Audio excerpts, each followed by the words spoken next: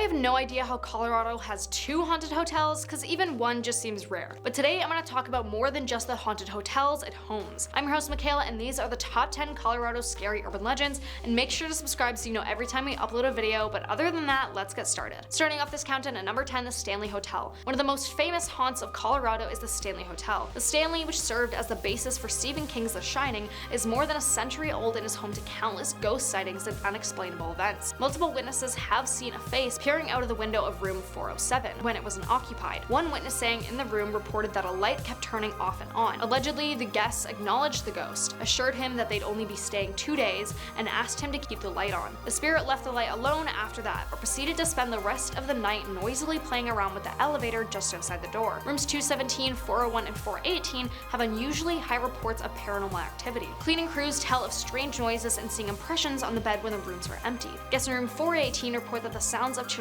playing in the hall, but when those reports came in, there were no children checked into the hotel. Number 9, the Black Forest Haunting. In the early 1990s, Steve Lee moved his family into a log cabin home in the Black Forest region of northern Colorado. They rented it for a year before purchasing it, but once the land was theirs, things started getting weird. Initially, lights and electronic devices kept turning off and on, and eerie noises sometimes filled the air. This was followed by a strange odor that wafted through the cabin that burned the family's throats and eyes. Thinking these happenings were the work of pranksters, the Lee family installed motion detectors and cameras. However, the motion detectors would go off when nothing seemed to be happening on the cameras. Steve Lee added more cameras capturing more unexplainable phenomenon like orbs, beams of light, and sometimes ghostly forms with faces. The Lees could no longer pretend the cameras were the problem, and they contacted the show Sightings to document what became one of the most famous hauntings in America. The Sightings crew experienced and captured quite a bit of phenomena themselves. Cameras were knocked off tripods, one of their producers experienced an attempted possession, and a medium working with them determined there were multiple spirits in the house and a rift in space and time on the property. Number 8, the Vampire's Grave. European lore is rich in tales of vampires, yet one of those creatures may have found themselves in a small town in Colorado. Theodore Glava was a Transylvanian immigrant who moved to Colorado and became a coal miner.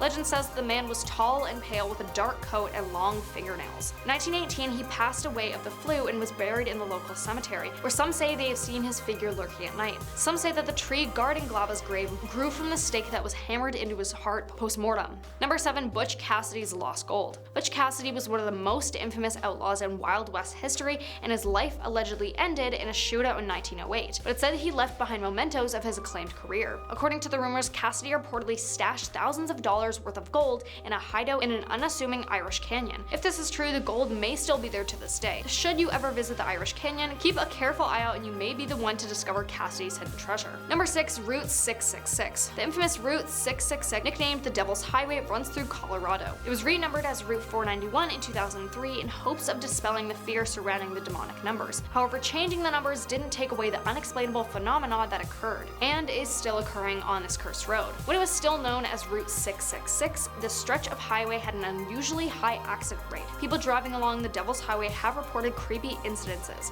such as a black Phantom sedan that follows dangerously close no matter how high the speed. Many have pulled over only to realize that there's no car behind them. There are also tales of a pack of hellhounds that terrorize innocent travelers. The beasts somehow manage to keep up with the vehicle regardless of how fast or recklessly the driver maneuvers the car. Many believe these hellhounds are responsible for shredding tires and causing terrible wrecks. Some have even claimed that the beasts are capable of jumping into the windows and mauling people. Halfway, number 5, the Riverdale Road. Riverdale Road runs through Thornton and is lined with creepy cottonwood trees, where you can allegedly see hanging bodies by the light of the full moon. A Camaro with no driver can also be spotted winding down the stretch of road. Riverdale Road also has its own Lady in White legend. Reportedly, visitors have seen this strange woman in their rearview mirror. Locals believe that she is a ghost who is looking for the spirits of her deceased children. Number 4, the Gates of Hell. According to local legend, the Gates of Hell lies near Riverdale Road in Thornton. Rumor has it that the stretch of road leads to rusted iron gates that open to a place of satanic worship and human sacrifices. Behind these gates also rest the charred ruins of an old mansion that leads directly to hell, people say. The mansion was built by David Woolpett during the gold rush. Over the years, the structure was used as a brothel, cowboy saloon,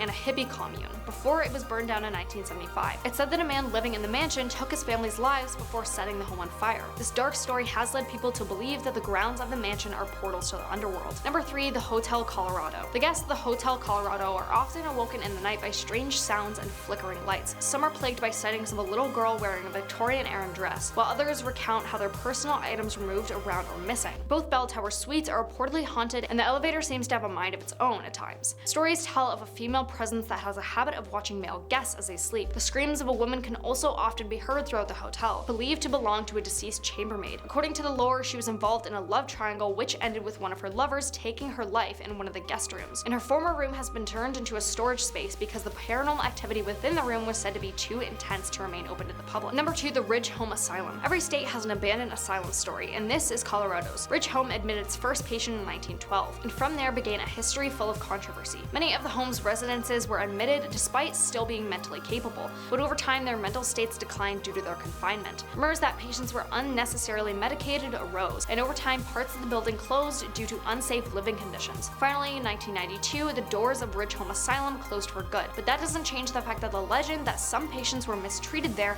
and passed away still remains to haunt people who try to explore the abandoned building. Now coming in at number 1, Hatchet Lady of Red Rocks. Red Rocks is a staple of Colorado and is a big deal for people who live there. But what if I told you it's home to some eerie and paranormal tales? Would you still want to see your favorite band play there, even when there's something lurking in the shadows watching your every move? Yeah, probably not. One of the more popular and well-known legends surrounding Red Rocks is that of the Hatchet Lady. She wasn't always known as the Hatchet Lady though. In fact, many stories say that this woman, old Mrs. Johnson, would pull a coat over her head and carry around a hatchet in order to ward off her daughter's suitors. Apparently, she wasn't a fan of young love. She of course has tales that make her into a headless ghost, that scare off couples who are getting a little too intimate in the shadows. Other myths believe that this Hatchet Lady was a homeless woman who lived in the area, like in a nearby cave in the 1950s, and instead of going after young lovers, she'd go after children. Any young kids who ended up a little too close for their liking would be executed, and she'd hide their bodies and severed limbs around the grounds. So word of advice, don't stray too far from the marked paths and stick together. And that was a top 10 Colorado scare urban legends. Thank you for watching this video. Let us know what you thought about it in the comments below, and we will see you next time.